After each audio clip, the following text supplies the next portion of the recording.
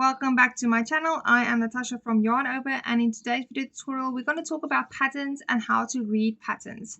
So I have been going viral on TikTok lately. I've gained almost over 2,000 followers now. From what I was on 11,000. I'm now currently almost at 14,000. So it has been a question that has been risen a lot from the comments, is how to read patterns. So in this video tutorial, I'm going to share with you how to read patterns. I'm not going to make a full amigurumi. I'm just going to explain sort of how to read patterns, and if you can read this type of patterns, you can basically read any pattern from amigurumi, because amigurumi has a basic structure to pattern writing. So each designer has their own way of writing a pattern, but at the end of the day it comes down to the same method. We all are working in a circle. We're all making basically the same shapes. We just have our different styles of writing and explaining a pattern.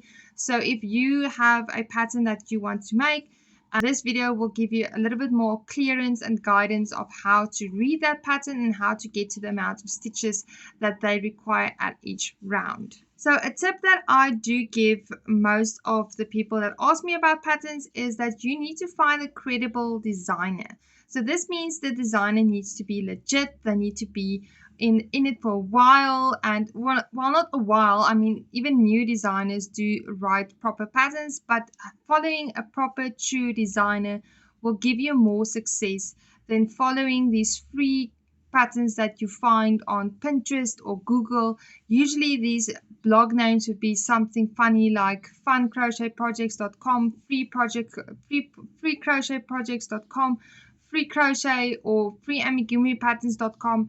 Those are all blogs that literally just steal patterns from credible designers and just post them on their blog.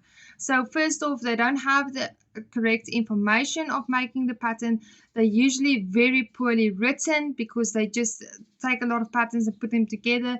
They don't copy and paste all the information that is needed for the pattern. So usually people end up not being able to assemble the limbs or know where to place the eyes or how many sections they need to make, like the ears make 2, the legs make 4, because these people do not care if you can make this pattern or not. They are just there for the ad revenue. So if you spend time on the blog trying to figure out how this pattern is put together, they are earning money because of all the ads and videos and stuff that you see pop up on this channel, on this blog. They are just there for the ad revenue. They do not care about you. They don't care if you can make the pattern or not. And like I said, most of the times these are stolen patterns that they just take from designers' blogs, that they copy and paste and put into their own blog and just share it to make extra money off the blog. When looking at a pattern designer, especially if you have a free pattern, is go around and search on the blog and just make sure that you are on the credible designer's blog. Usually they will have an about section, they will have an author section next to the side of the blog or the bottom of the blog. They will have a newsletter sign up that you can do, so you can actually see when the blog is like legit or when it's not. And usually when it's not a legit blog, you will see that the patterns vary widely. Like you will have a very intricate detailed pattern, and then you will have like a little blob of a pattern. So it doesn't make sense for the designer to have this intricate design and then suddenly another design and this design.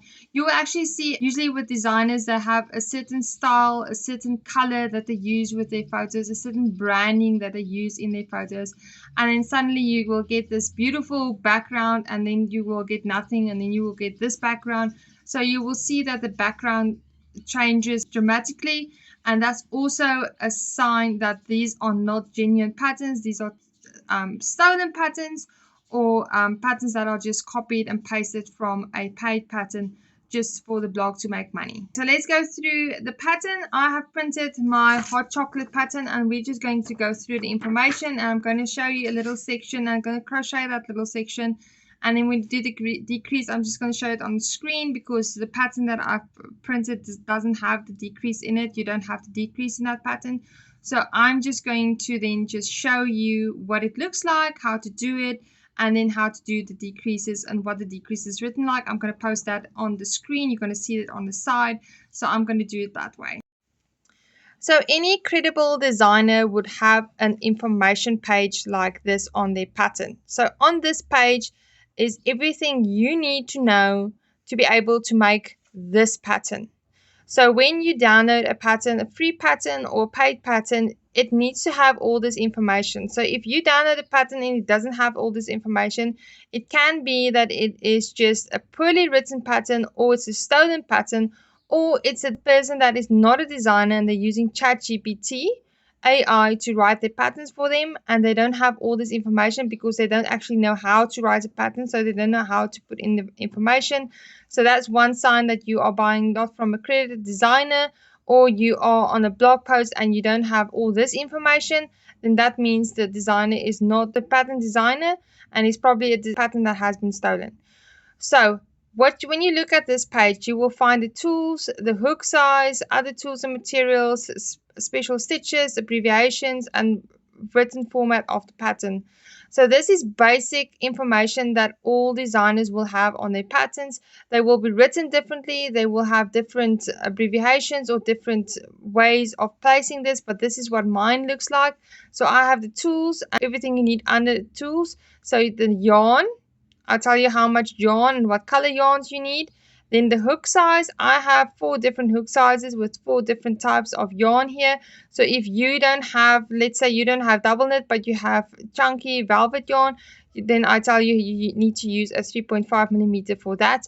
Or if you only have knit blanket yarn, then you have a 4 millimeter. So I've listed the amount of the yarn weight and then also the hook that you need to use for that specific yarn weight. Then I also listed what else you need is scissors, stuffing, 12mm eyes, stitch marker, tapestry needle. And that's what you're going to need to be able to make this pattern. And then the abbreviations is, that is a short, it stands short for SC is single crochet, INC is increase, DEC is decrease.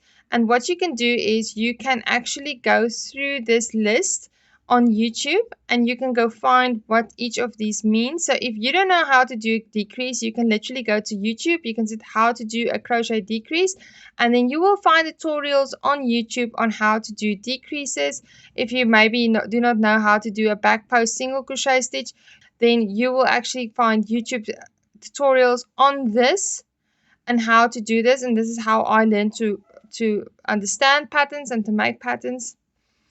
Then we'll have a written format of the pattern. This is a section where the designer describes what the pattern is written like and how to read the pattern. So my pattern states that repeat the stitch sequence between brackets by the amount stated next to it. So when we go to the pattern, I will show you that, but mine is placed in brackets. Most designers place their sequence in brackets, and then the amount afterwards would be a star or little X to say how many times you need to multiply that sequence by. Then the second thing is the pattern is written in US terms, so you get US and UK terms. There's a difference in the stitch terms from US to UK. And then the amount of each stitch at the end of the round is shown in this bracket. So it's a bigger bracket, and it shows at the end of the round, it shows how many stitches you need in total when you have finished that round. I'm saying that you're working in continuous rounds with your stitch marker, so you need a stitch marker. You're not going to slip stitch or chain one at the end of the round. You're just going to continue working, so you need a stitch marker for that. And then also said the photos are placed in groups after each section. Most designers put photos on different pages, or they put it with the section that you're busy with. I prefer to put it with the section that I'm busy with, but other designers will have like a separate page with all the photos. And then most designers put in special stitches where they describe what to do with the stitch. That is like the back post single crochet stitch.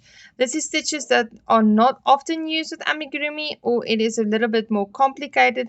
I do explain here how to do the stitches, and then I also added a little image there to show you exactly where the hook goes. So that is the post of the single crochet is the excess, and then the top of the single crochet is that little bubble, that 2 stitches loop that you see on top. And then I just show you that the hook goes back, front, and back from this post. And this one is in the front, back, front of the single crochet post. And then other information is just that I say that safety eyes are a choking hazard for any child under 5. Please inform your customers if they request safety eyes. When looking at your pattern, it will actually say what section you are making. So this is the hot chocolate. This is the thing that goes on top of the mug. And then I state the color that you need to use and also the amount of rounds is 1, 2, 3, 4, 5, 6, 7 rounds. So this thing is going to be 7 rounds wide. And then I also say this pattern, what you need to follow. And there's this little bracket at the end that says how many stitches. And then the small bracket inside is the one that you need to, the sequence that you need to multiply by 6. So you need to repeat that section between the brackets times 6. So you need to do that 6 times to get 18 stitches on your round. And then as you can see, I do mention all the colors changes. And then when you need to do a special stitch like the back loop only, it will be in bold. Other people will underline it to make sure that you remember that this is a different stitch and it's only in the back loop. And then end of each section it says fasten off, and it tells you what to do with that piece. If I turn the page over, you will see sometimes you will get this where it says 2 numbers next to each other for the round. This number indicates how many times you need to repeat it, and usually it will have the repeat of single crochet in each stitch. That means you need to do 42 stitches. So 1 stitch in each from the previous stitch round. So many designers would leave that out. They would only say single crochet 42 or single crochet each 42. It's different ways of writing it, but this 9 to 24 means that you need to single crochet in each stitch for 9 to 24 rounds. And usually at the end, they would say how many rounds. I would say 16 rounds. So 16 rounds of single crochet in each stitch around that you would need to repeat. So the number of stitches would stay the same. It would stay 42. Okay, so in round 1, they say that you need to do the magic circle and single crochet 6 within that magic circle. So we're going to make the magic circle and we're going to place 6 single crochet stitches within that magic circle.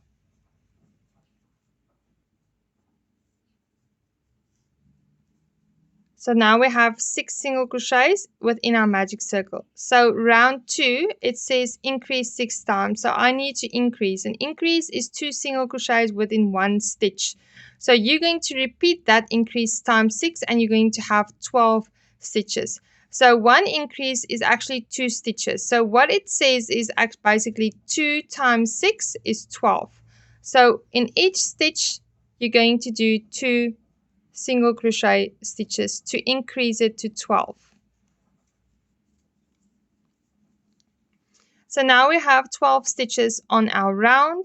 So next up, it's going to say 1 single crochet increase. This means that you're going to do 1 single crochet, and in the next stitch, you're going to do an increase. As you can see, there's a little comma there. So it's going to be single crochet increase times 6. So what this actually means is single crochet, and that's 1 stitch and that's 2 stitches. So it's 3 in total. So it's 3 times 6 is 18. So you're going to do 1 single crochet. In the next stitch, you're going to do an increase. As it says there, there's a little comma.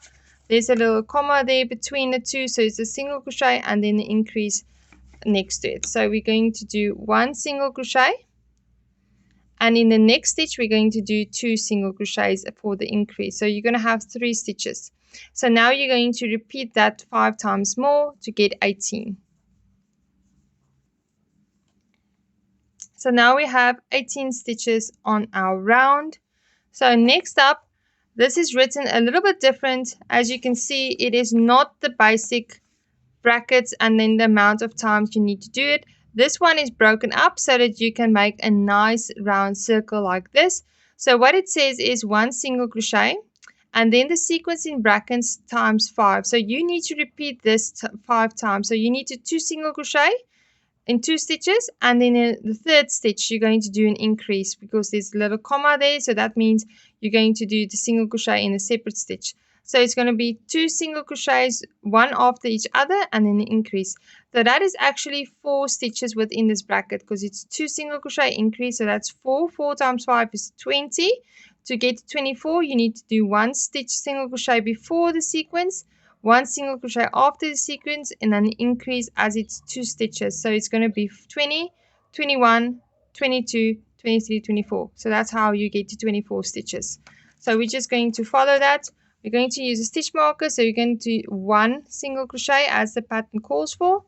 You're going to place your stitch marker. And now for the next part,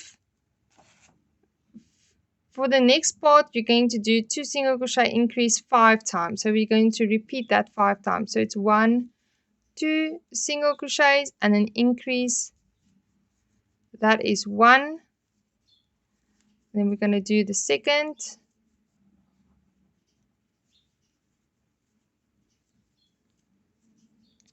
Third.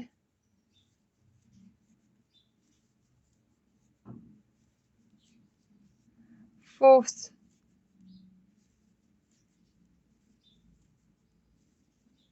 And the fifth.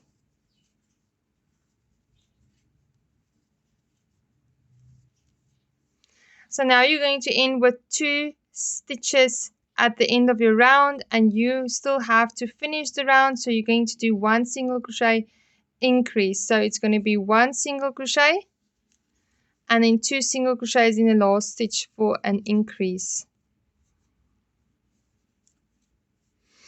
And that is how you read the pattern. So you're just going to continue.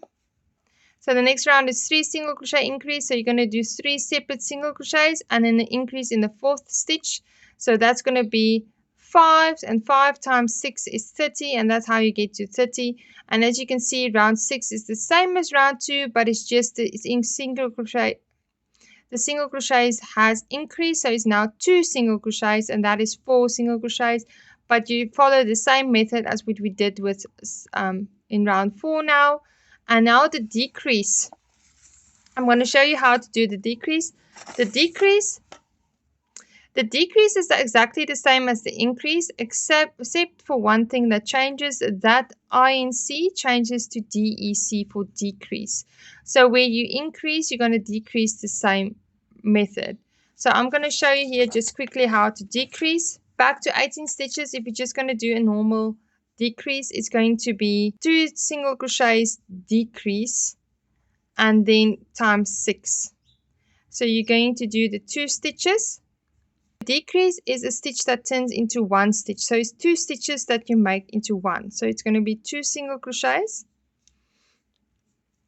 Now you need to do a decrease. So you need to make those 2 stitches 1. To do that, you're going to put your hook under the first 2 loops.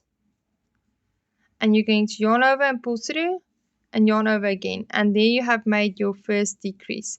So you're going to continue to 2 single crochet decrease around so that you can get back to 18 stitches. So it's going to be 2 single crochets again. And in your 3rd and 4th stitch, that's going to be 1 decrease. So you're going to you're going to put both stitches together. And there we have another decrease. And then it's 2 single crochets again. And a decrease. And you're just going to continue that around. So basically, it's exactly the same. It's just what changes is you're going to make 2 stitches 1 instead of 1 stitch into 2 stitches. And now we are back at 18 stitches and decreasing. So that is how you read your amigurumi patterns. Like I said, most patterns are written in that basic form. You do get patterns that are a little bit more intricate and a little bit more detailed than mine are, but this concept of working in rounds stays the same. You just need to follow the pattern very clearly and need to read it properly. And like I said, if you don't know anything, go back to the first page. If you struggle with anything, go back to the first page. Look at what the designer told you to do. And if you do not know the stitch or how to do the stitch and they haven't explained to you how to do the stitch, you can always go to YouTube, add the abbreviation there, tell them how to do this abbreviation or how do I do this abbreviation. There's a lot of YouTube videos out there explaining exactly how to do different stitches. And like I've mentioned, the easiest way to have pattern or to read written patterns is to follow a accredited designer that actually knows what they are doing and are true designers and not scam artists like the people that use ChatGPT or copy paid patterns to stolen websites. So I hope this video was helpful. Like and subscribe to my YouTube channel as I bring out a video every single week.